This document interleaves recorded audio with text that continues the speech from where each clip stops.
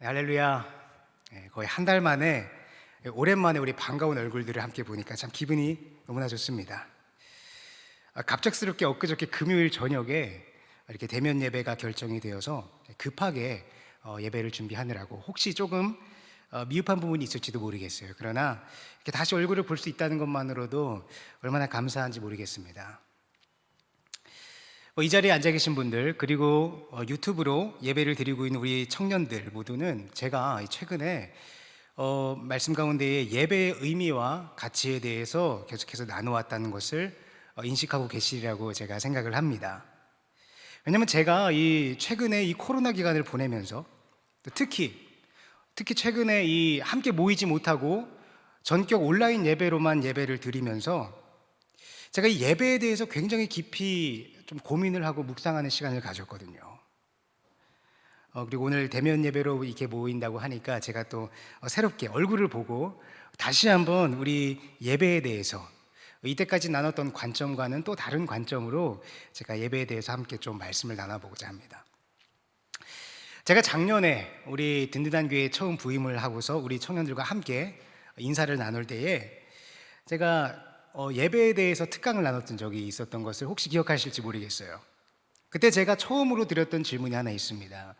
오늘 우리가 드리는 이 예배를 하나님께서 기뻐 받고 계실까? 라는 질문이었어요.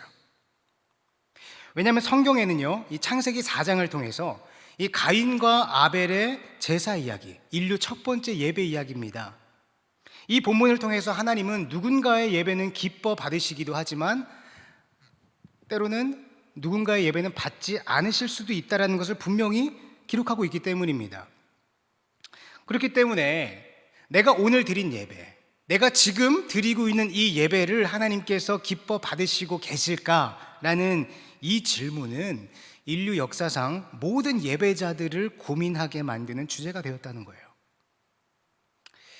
이런 질문을 받을 때에 우리 마음속에는 때로는 당당하게 아멘이라는 대답이 튀어나올 때도 있지만 때로는 머뭇거리게 될 때가 있다는 겁니다.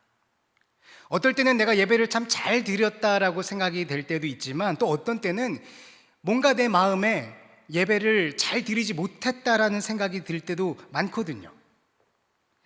특히 최근에 예배를 온라인으로 드리다 보니까 이 시간에 맞춰서 예배를 다 드려도 이게 진짜 내가 예배를 드린 게 맞나? 라는 생각이 저는 많이 들었습니다. 깔끔하지 못한 느낌. 예배는 다 드렸는데 뭔가 예배를 드리지 않은 것 같은 그런 느낌 말이에요. 어쨌든 이것은요, 우리 모두에게, 각자에게 예배에 대한 기준이 있다는 겁니다. 그 기준은 굉장히 다양할 거예요. 예배 중에 졸지 않는다든지, 예배 중에 집중을 잘 했다든지, 찬양 중에 어떠한 은혜를 받았다든지, 아니면 설교 중에 어떠한 감동을 받았다든지, 기타 등등 이런 거 말입니다. 그리고 때로는 우리가 예배를 통해서 특별한 경험을 하게 되는 경우도 있습니다. 예를 들어서 어느 한 남자가 토요일 밤에 부부싸움을 아주 거하게 한판 했습니다. 그리고 그 다음날 주일 오전에 예배를 드리러 가야 되는데 아직도 화가 안 풀린 거예요. 이런 상태에서 아내와 함께 교회에 가고 싶은 마음이 들겠습니까? 그래도 억지로라도 교회에 가서 예배를 드리긴 합니다. 혹시나 해서 말씀드리는데 절대 제 이야기는 아닙니다. 그렇게 예배를 드리고, 그런데 그렇게 예배를 드리는 과정 가운데에 그 남자의 마음 가운데에 마음이 만져지고 마음이 녹아지고 마음이 풀어지는 경험을 하게 된 거예요. 그리고 예배가 끝나고 집에 돌아가는 길에 아내에게 사과의 말을 전했습니다. 그런데 너무나 놀라운 것은 그 아내 역시 예배 중에 이 남편과 동일한 경험을 했던 거예요. 이 부부는 이렇게 고백을 할 겁니다. 오늘 예배 드리기 정말 잘했다. 하나님께서 우리의 마음을 이렇게 만지시는 걸 보니까 오늘 예배는 정말 성공적이었어. 하나님께서도 분명 우리의 예배를 받으셨을 거야. 근데 반대의 경우가 생길 수도 있습니다. 주일 아침에 아주 좋은 기분으로 예배를 드리러 교회에 갔다가 말씀이 마음에 부딪히고 옆에 있는 성도와 관계가 꼬이면서 기분이 엉망이 된 채 집으로 돌아올 수도 있겠죠. 그분은 아마 이렇게 고백할 겁니다. 에이, 오늘 예배는 완전 망쳐버렸어. 차라리 교회 안 가는 게 나을 뻔했다. 이처럼 우리는 저마다의 어떠한 기준을 가지고 그 예배를 판단한다는 거예요. 그런데 우리가 이 예배의 자리에 나오면서 분명히 하나 생각을 해야 할 것은, 그렇다면 하나님께서는 어떠한 기준을 가지고 지금 우리가 드리고 있는 이 예배를 판단하시겠냐는 겁니다. 기독교 역사 2000년, 그리고 구약의 역사까지 합하면 거의 4000년 가까운 시간 동안 하나님께 수많은 예배와 제사가 드려졌을 텐데, 과연 하나님께서는 어떠한 기준을 가지고 어떠한 예배를 기쁘게 받으셨을까? 참 어려우면서도 중요한 질문입니다. 물론 앞서 거론한 이 창세기 4장에 기록되어 있는 가인과 아벨의 제사에 대한 해석들이 굉장히 많이 나와 있기 때문에 어떤 그런 것들만으로도 우리가 어느 정도 대답을 할 수 있긴 하겠습니다만, 저는 오늘 좀 더 넓은 관점에서 이 말씀을 좀 묵상을 해보고자 합니다. 구약 시대에는요, 아주 명확한 예배의 정답이 있었어요. 레위기의 제사법이죠. 하나님은 모세를 통해서 율법으로 이 제사의 정답을 확실하게 제공을 하셨습니다. 그래서 이 제사법을 그대로 따라서 하기만 하면 그것이야말로 하나님께서 기뻐 받으시는 예배가 되었던 거예요. 내 상황과 여건과 마음과 감정이 어떠하든 간에 그건 제사의 성공 여부와는 아무런 관계가 없었습니다. 그저 제사법대로, 매뉴얼대로 따라하기만 하면 되었던 거예요. 그러니까 어떠한 논란의 여지도 없습니다. 그대로 하기만 하면 하나님께서 받으시는 거니까. 이러한 제사는 제사장과 제사법 중심의 예배라고 해서 흔히 우리가 제사장 전통의 예배라고 표현을 하기도 합니다. 저는 가끔씩 한편으로는요, 이 제사장 전통의 이 구약의 제사가 참 부러울 때가 있어요. 이 신약의 시대를 살아가는 우리에게 있어서는 어떤 예배에 정해진 법칙 같은 것이 없기 때문에 우리가 예배의 형식이나 내용에 대해서 굉장히 자유롭게 예배를 드리고 있잖아요. 우리 교회만 하더라도 오전 예배와 우리 청년부 예배와 오후 예배, 수요 예배, 금요 예배, 모든 형식과 내용이 조금씩 다르지 않습니까? 이렇게 굉장히 자유롭게 예배를 드릴 수 있다는 것은 우리로 하여금 굉장히 큰 장점이긴 합니다. 그런데 한편으로는요, 지금 내가 드리고 있는 이 예배가 하나님께서 기뻐 받으시는 예배일까라는 이 질문 앞에서 쉽게 확신을 할 수 없게 만든다는 하나의 어려운 점도 있다는 거예요. 정답이 주어져 있지 않으니까. 이런 면에서 보면 논란의 여지 없이 명확한 하나의 정답이 주어져 있는 구약의 제사가 어떠한 면에서는 참 속이 편할지도 모르겠다는 생각을 하게 되었습니다. 그러나 이런 제사장 전통의 예배에는 치명적인 단점이 하나 있었어요. 이스라엘 역사를 통해서 그 약점이 지속적으로 나타났는데, 바로 예배와 성도의 삶에 괴리감이 생겨버린다는 겁니다.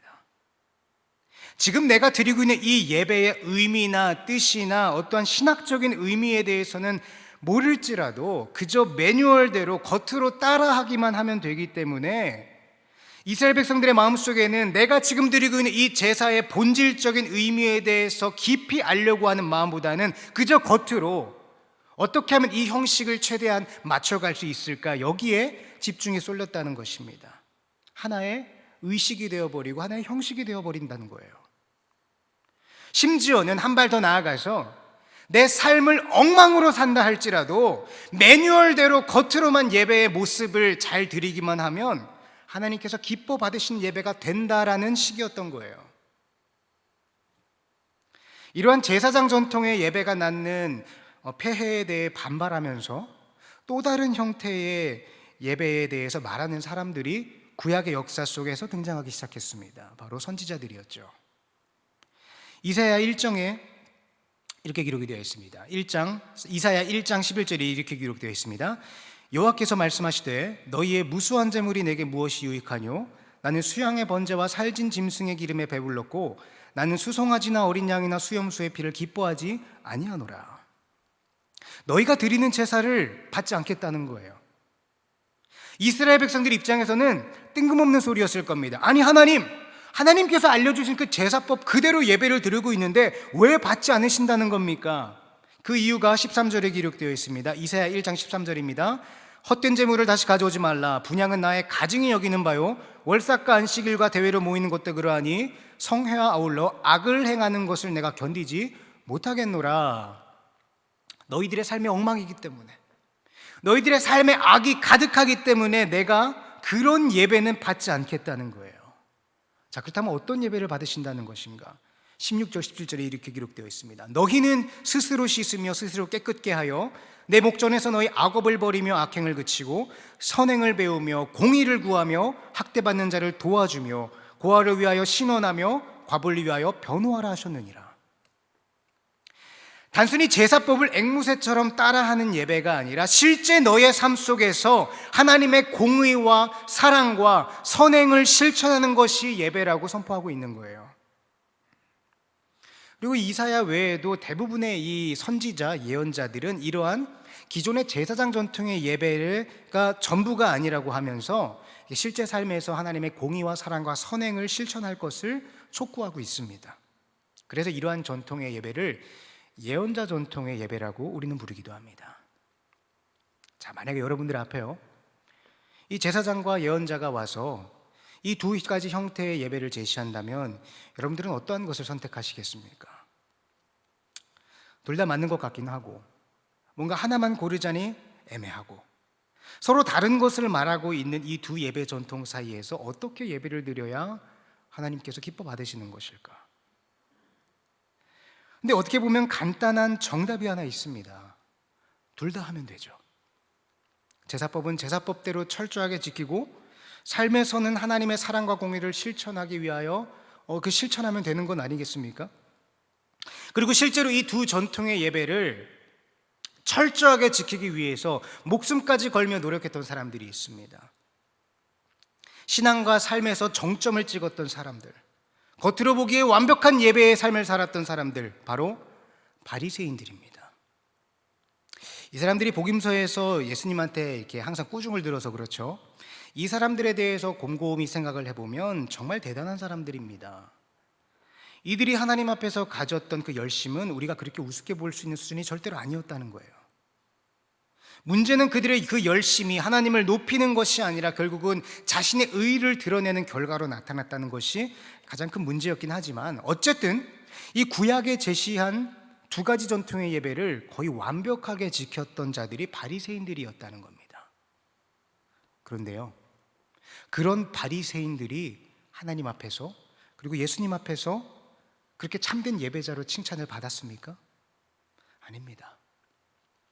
인간적인 기준으로 보았을 때는 완전한 예배자의 삶으로 보였던 그 바리새인들조차 하나님 앞에서는, 예수님 앞에서는 그저 죄인이요 실패한 자들이었다는 거예요. 그래서인지 하나님은 신약의 시대를 살아가는 우리들에게는 더 이상 구약처럼 어떠한 예배의 매뉴얼을 정해주지를 않으셨습니다.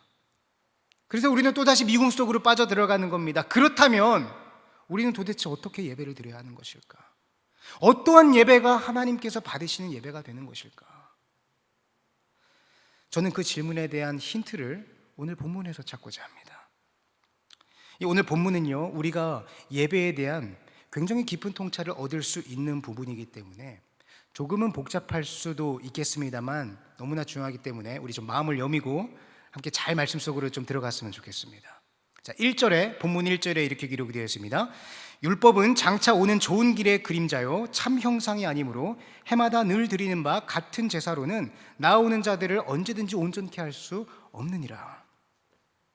율법은 그림자요 제사는 온전하지 않은 것이다. 제사에 대해서 굉장히 공격적으로 비판을 하고 있죠. 아마도 이 제사장 전통의 예배에 대해서 그렇게 좋게 생각하지 않는 뉘앙스입니다.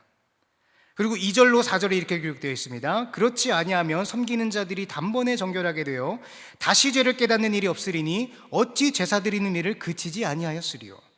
그러나 이 제사들에는 해마다 죄를 기억하게 하는 것이 있나니 이는 황소와 염소의 피가 능히 죄를 없이 하지 못함이라. 자, 만약에 구약의 제사가 완전한 것이었더라면 한 번만 드려도 되는 것인데 정기적으로 계속해서 제사를 드리면서 계속해서 반복하여 제물을 바쳐야만 한다는 것 자체가 불완전하다는 거예요. 계속 반복을 해야 되니까. 자, 그렇다면 왜 하나님은 그렇게 불완전한 제사를 유대인들에게 드리도록 명령을 하신 것일까요? 아무 의미 없이 드리라고 한 건 아니지 않겠습니까? 그 제사에 어떠한 의미가 있길래 불완전하지만 드리라고 하셨을까? 그 제사는 우리의 죄를 기억하게 해준다는 거예요. 우리의 죄를 떠올리게 한다는 겁니다. 비록 이 제사가 완전하지는 못하지만, 우리의 죄를 없애주지는 못하지만, 이 제물이 나 대신에 피를 흘리는 모습을 통해서 나는 죄인이고 나는 죄사함을 받아야 하는 존재라는 것을 계속해서 재확인한다는 겁니다. 이 제사를 통해서.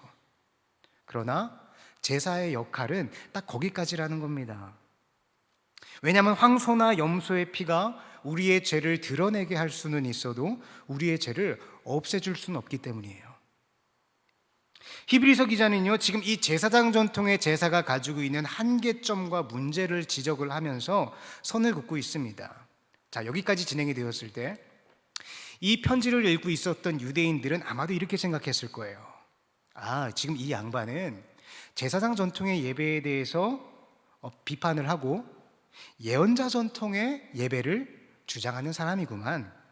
그럼 뻔하지. 제사가 아니면 공의나 사랑이나 선행 이런 걸 말하겠네. 근데 정말 그럴까요? 5절에 이렇게 기록이 되어 있습니다. 그러므로 주께서 세상에 임하실 때에 이르시되 하나님이 제사와 예물을 원하지 아니하시고 오직 나를 위하여 한 몸을 예비하셨도다. 이 대목에서 지금 유대인들은 낯선 느낌을 받았을 거예요.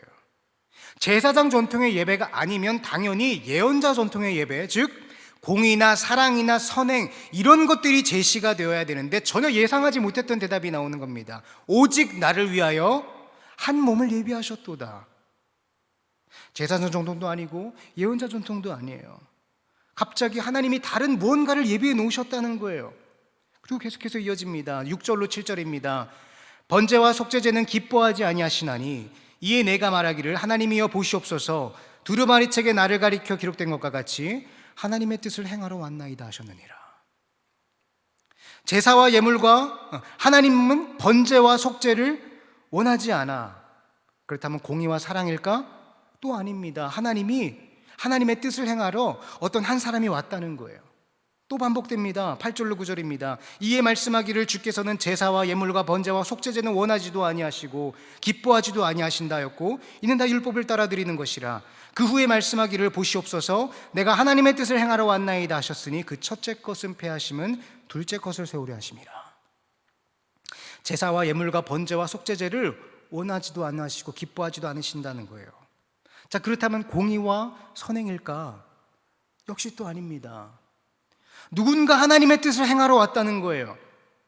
제사장 전통의 예배도 아니고 예언자 전통의 예배도 아니고 둘을 합한 것도 아니고 도대체 하나님께서 지금 말씀하시고자 하시는 그 새로운 것이 무엇입니까? 그 결론이 10절에 드디어 나옵니다.